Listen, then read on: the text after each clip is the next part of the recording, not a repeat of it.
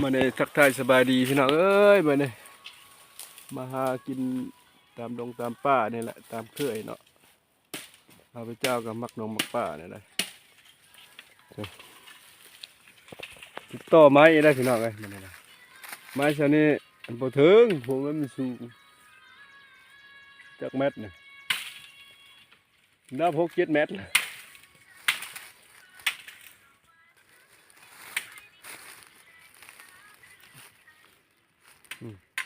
ตัดไม้กำลังเชื่อมต่อตัวนี้เลยนะต่อขึ้นให้มันถึงทางมันแดงพี่น้องเอาทักทายสบายดีท่านฟังทักทานพ่อกันคือเก่าเด้อพี่น้องเด้อมันนี่เด้อมาเนี่ยก็มาพิมพ์งานเฮาก็สามคนนะมาท่องเที่ยวป่านี่แล้วมาลิ้นแน่เนาะต่างมาลิ้นเลยพี่น้องเอ้ยต่างมาถ่ายคลิปเลยพี่น้องเนาะต้นไม้นั่นไหน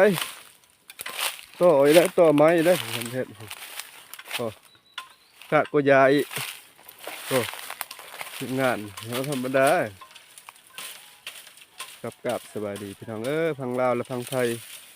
ยินดีต้อนรับพี่น้องเลยมาติดตามช่องปลาคอนไก่บาท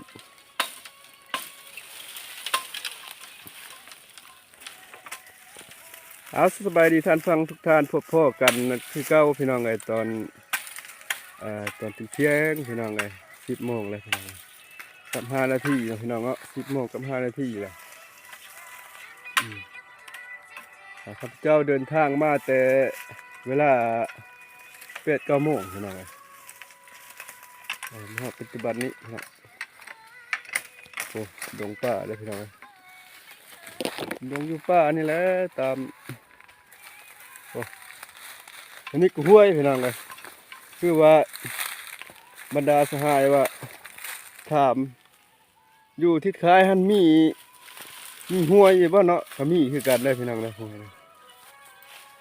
มีคือกันพี่น้องเลยตามFCเพิ่นว่าถามห้วยอะไรเนี่ยห้วยมันแห้งมาแล้วน้ำพี่น้องเนาะน้ำฝนไปแล้วดัดเอาปลากันนะ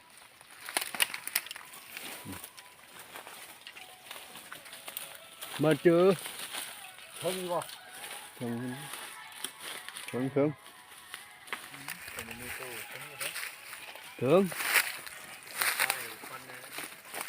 เหยียบบ้าใช่กันถึงบ่ข้าก็ยายเพิ่นได้เพิ่นคือเท่าได้แนะนำเลยเท่าได้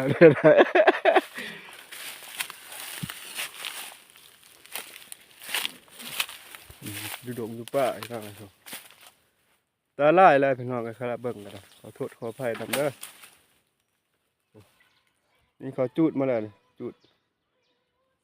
ยังง่าไม้ป๊อกไม้ยังนี่มีบ้านเราแถวบ้านFC เนาะที่มีบ่ใบไม้อย่างนี้ลายพี่น้องเลยลายก็เห็ดหัวหรือคักยี่รอบไม้เนี่ยโอ้คือสตาคือไม่ไผ่นะ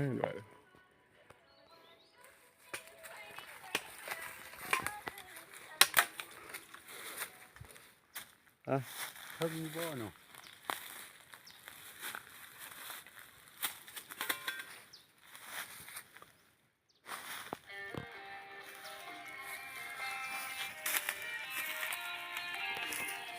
ดอกเพิ่งหิบเนี่ยนะเนี่ย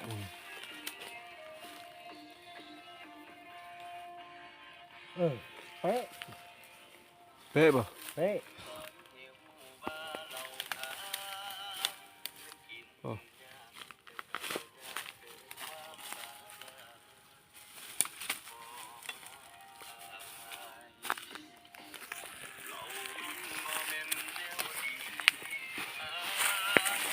จับโตะพี่น้องเลย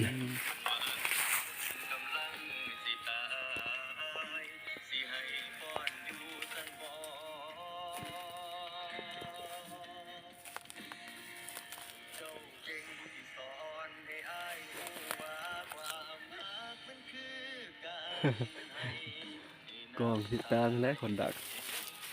ตามเท่าไหร่แล้ว โอ้ประมาณ200 คน